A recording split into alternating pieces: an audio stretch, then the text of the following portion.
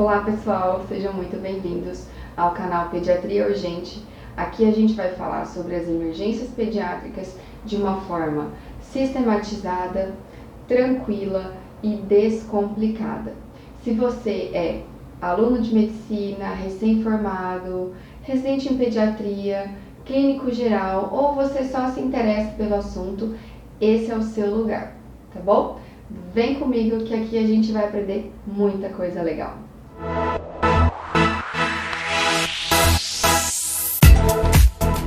Na nossa primeira aula, seria impossível abrir esse canal sem a gente saber como fazer a avaliação de uma criança gravemente enferma.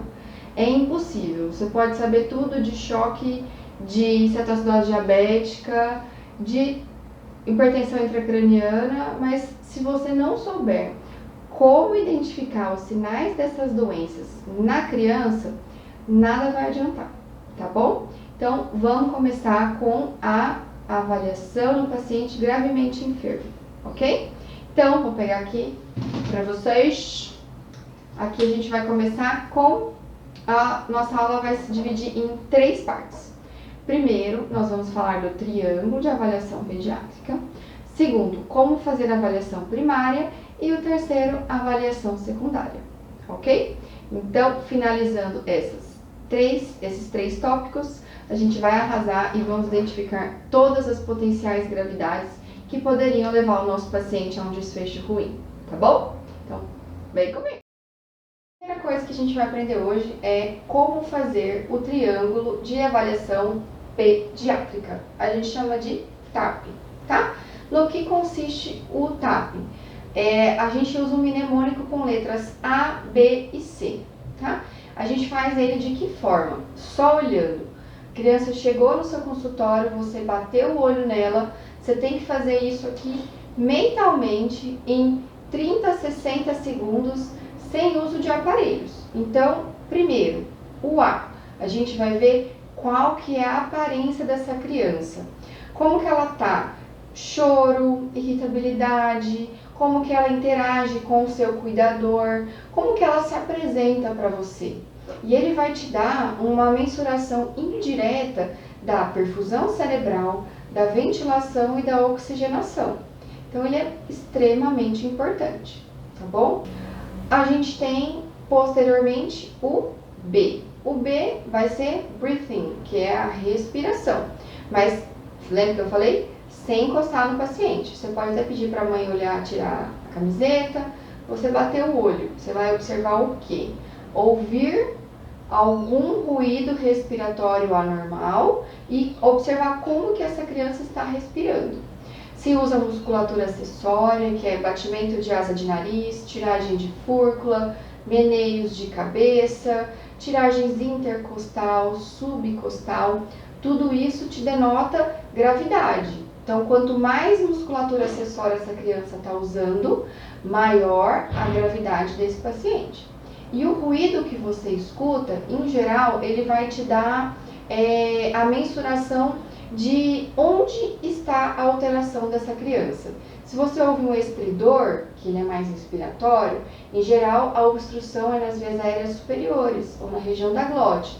Se você ouve algum chiado, tá? Tempo expiratório prolongado, ele vai te dar mais conotação de uma obstrução de vias aéreas inferiores, tá bom? Então esse é o B. O C do triângulo de avaliação pediátrico, ele vai te falar sobre a cor. A cor, ela vai te dar uma noção da perfusão desse paciente. Será que ele está pálido, moteado, rendilhado? Então, como que está a cor dessa criança? Tá? Então, vocês viram que se eu avaliar bem esses 3 parâmetros, eu consigo fazer uma avaliação global e identificar uma criança que pode precisar de um atendimento mais urgente? Tá? Então, é extremamente importante. Como que eu faço? Se eu avaliei minha criança e eu identifiquei qualquer anormalidade em qualquer um desses 3, na aparência, na respiração ou na cor, ela é uma criança que me comove, certo? Se essa criança, ela me comove e ela se move, então eu vou fazer o que com essa criança? monitorizar, colocar oxigênio e acesso venoso. Então, se move e me comove, ela ganha, move. Caso essa criança não se move, eu vou fazer o quê? Vou checar a responsividade. Criança não respondeu. Checo a respiração e pulso central ao mesmo tempo. Se não responde, não respira, não tem pulso, eu identifico uma parada cardiorrespiratória. Então, eu chamo ajuda, solicito um desfibrilador e começo as compressões cardíacas, certo? Que vai ser tema de aulas futuras, não vamos adentrar aqui agora. Então, voltando, magicamente, o nosso quadro já mudou. Já falamos do triângulo de avaliação pediátrica, já identificamos que é uma criança que comove e que a gente vai precisar avaliá-la melhor na sala de emergência. Já monitorizei com monitor cardíaco, oxímetro de pulso, já botei oxigênio e já peguei um acesso venoso, certo? Então, qual que é a avaliação seguinte? Avaliação primária, que vai consistir no A, B, C, D e o E, tá? No A, o que a gente quer ver do A? Vias aéreas. Eu preciso saber se a minha via aérea é pérvia, se ela está preservável ou se ela está obstruída. Pérvia, a criança vai ter um choro limpo, eu não vou ouvir a princípio nenhum ruído, tá? Preservável, eu vou ouvir ruídos anormais que podem ser de secreção, estridor, e o que eu posso fazer quando ela está preservável, mas tende a obstruída? Eu vou posicionar melhor meu paciente, eu deito essa criança, boto o coxim região interescapular, se for bebê pequeno. Não esquecer que os bebês menores de 1 ano, eles são cabeçudos. Então, eles têm um occipito grande, se você bota o coxim no occipito, eles ficam assim. E assim a criança não respira bem. Ninguém respira bem, né? Então, a gente tem que deixar eles em posição de cheirar. Cuidado se for suspeita de trauma, tá bom? A gente não fica mobilizando a coluna em paciente com suspeita de trauma raquimedular. Se caso essa via aérea for obstruída por corpo estranho ou uma epiglotite, a gente vai ter que intervir. Só as minhas medidas iniciais simples não vão resolver. Essa criança vai precisar. Se for obstrução por corpo estranho, manobra de Heimlich, ou nos bebês menores de 1 ano, a gente faz 5 compressões torácicas, vira o bebê, 5 batidas no dorso, tá? A gente vai ter uma aula mais pra frente sobre a desobstrução por corpo estranho, tá bom? Não se fiquem com ansiosos, não sejam ansiosos, tá? Corta. Então, vamos ter posteriormente uma aula sobre a obstrução de vias aéreas superiores, tá bom? Não se aflinjam, tá? E a gente tem a segunda avaliação. Então, eu vi que a via aérea é pérvia, eu vou passar para o B. Se eu identificar qualquer problema no A, eu vou resolver o problema do A para depois eu ir para o B, tá? No B, a gente quer ver o quê? Frequência. Frequência, qualquer criança, se frequência é menor que 10 ou maior que 60, conota uma criança com uma patologia respiratória que a gente vai ter que resolver, tá? Não é normal. A gente quer também ver a entrada de ar. Então, esse ar ausculta bem, parte anterior, posterior, região aqui infraxilar, observa como que esse ar entra, como que o ar sai, se tem algum ruído na ins, na ex, se a inspiração e a expiração tem um tempo normal, ou se a ins está prolongada, ou a ex está prolongada, tá? Isso é muito importante na avaliação.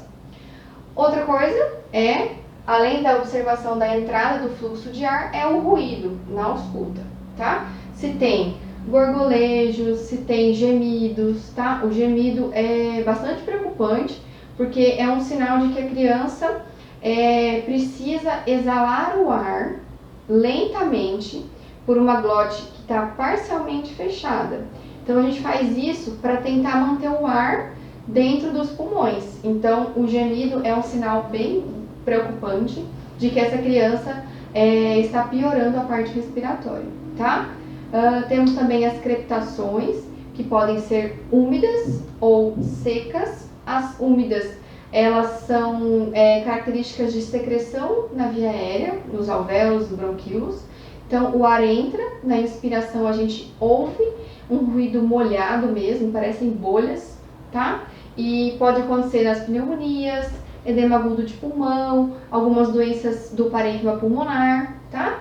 E as secas, né, fio de cabelo, se esfregam no outro, é mais ou menos esse barulho que a gente vai ter nas atelectasias e em algumas doenças do interstício, tá? E falando também do uso da musculatura acessória, é importante essa avaliação, como eu já falei, no triângulo, tá? E a saturação. Então, a gente considera uma saturação de oxigênio normal maior que 94%, maior ou igual a 94% em ar ambiente. Qualquer criança que esteja com valor menor que esse já indica oxigenoterapia. Mas a saturação, a gente já fez lá, a gente já colocou o MOV e já viu a saturação e identificou se a criança precisa ou não de oxigênio. Tá bom? Ok? Então, partindo para o C. O C ele vai te dar uma noção da circulação do seu paciente. Então, a gente faz a regra da antena. Bota a mão para cima. Então, tempo de enchimento capilar, pulso periférico, pulso central nos menores de 1 ano, pressão arterial. Eu vejo, tento urgência jugular, palpo meu pulso central, faço uma ausculta cardíaca, checa ritmo no monitor, palpa fígado e palpa os pulsos femorais. Então, se vocês fizerem essa regrinha da antena, vocês não vão esquecer nada durante a avaliação do C, ok? Avaliou, identificou qualquer anormalidade, vamos intervir, tá bom? E o D, disability. O D vai te dar uma noção da avaliação neurológica do seu paciente. Você pode fazer através da escala de coma de Glasgow, com avaliação pupilar, que vai te dar pontuações de 1 a 15. Você pode fazer também através do AVDI, que é uma escala de resposta a estímulos. Então, o seu paciente pode ser ou A de alerta, ou V de responde à voz, ou D de responde à dor, ou I de irresponsivo. É outra forma de você avaliar, tá? E não esquecer, qualquer criança que chegue com rebaixamento do nível de consciência, uma capacidade reduzida em te responder, ela vai ganhar destro. Então, D de destro, glicemia capilar, tá bom? E o E. O E, ele vai te falar sobre a exposição. Você vai tirar toda a roupa do seu paciente, não esquecer de olhar o dorso, tá? Cuidado quando tiver trauma por conta da mobilização da coluna, tá? Mas olhem o dorso, cheque a temperatura, se tem alguma suspeita de trauma, alguma lesão, púrpuras, petequias, tá? Observa a pele do seu paciente como um todo. E a partir disso, a gente vai conseguir já ter uma noção de qual o sistema que o meu paciente está cometido inicialmente. Para aí eu já ir formulando a minha hipótese diagnóstica. Vocês não precisam ficar preocupados. Eu posso fazer o ABCD e ainda não conseguir identificar o que meu paciente realmente tem de diagnóstico, mas eu consigo identificar quais dessas áreas estão acometidas e eu já consigo intervir, tá? Então, sempre avaliar, identificar e intervir. Já fez isso? Está lá observando seu paciente? Já tomou as suas condutas? O paciente está mais estável? A gente vai passar para a avaliação secundária. E agora, magicamente, o quadro vai se apagar e vai surgir a avaliação secundária.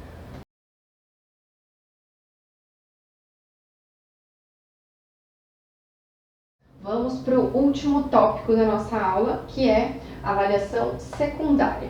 Ela vai realmente aí te ajudar no diagnóstico, tá? Depois que você já estabilizou o seu paciente, que você manteve ele vivo, talvez ele é um paciente com patologia neurológica, cardíaca ou cirúrgica, você vai precisar da avaliação do especialista, a gente na emergência faz o quê? Mantém o paciente vivo até o especialista chegar, tá certo? Então, tô lá mantendo o paciente vivo, tô ralando lá em cima dele, precisamos chamar a família. A gente tem que trazer a família pra gente, não afastar a família. Não, mãe, fica aí, que seu filho está muito grave. Gente, a família é nossa amiga, tá? Exceto se estiver suspeitando de maus tratos, né? Mas a gente quer a família junto com a gente para poder ajudar, tá? Então precisa identificar com essa família quais foram os sinais e sintomas que previamente ao quadro de agora, tá? Alergia, se a criança tem alguma alergia já confirmada, se ela faz uso de medicamentos ou se ela tem acesso a algum remédio em casa, algum familiar que é paciente oncológico, faz uso de morfina, por exemplo, ou algum psicotrópico, a gente precisa saber, tá? O passado médico dessa criança, se já teve internações prévias, se ela já fez alguma cirurgia, se acompanha com algum outro especialista, tá?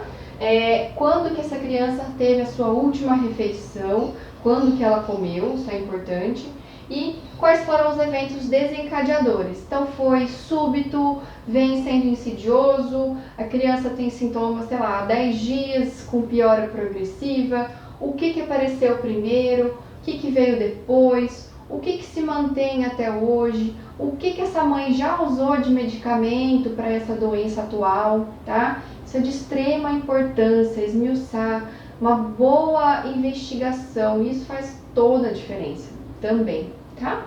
Então, fizemos isso, conversamos com a família, a gente consegue já formular hipóteses diagnósticas e solicitar os nossos exames complementares. Não esquecer que o próprio nome diz, ele é complementar porque ele não é o inicial, certo? Primeira coisa vai ser sempre a avaliação clínica e a gente vai usar os exames para complementar o nosso raciocínio clínico, tá? Então, gente, é isso, tá bom? Não esqueçam, triângulo de avaliação pediátrica, criança te comove, ganha move, monitora, bota oxigênio, pede acesso, fica no pé dessa criança observando, tá? Avalia o tempo todo, identificou qualquer anormalidade, intervém e volta para avaliar de novo, tá? Faz a avaliação primária, o ABCDE direitinho, posteriormente a avaliação secundária, que eu tenho certeza que vocês não vão deixar passar nada. Vocês podem não fazer ideia do que a criança tem, mas pelo menos ela vai ficar estável para a gente poder descobrir, tá bom? Então, esse foi o primeiro vídeo do canal. Eu espero de todo o meu coração que vocês tenham gostado. Eu fiz com muito carinho para vocês. Me segue também nas redes sociais, no Instagram, no Facebook. Eu vou deixar o link aqui embaixo. Se você não se inscreveu no começo do vídeo, se inscreve agora, tá? Que aí vou postar vídeos novos. Já vou dar spoiler. A próxima aula vai ser sobre hidratação venosa em pediatria. Dúvidas, deixem comentários, não se acanhem, não fiquem envergonhados, eu tô aqui para ajudar, tá bom? Um beijo e obrigada de coração.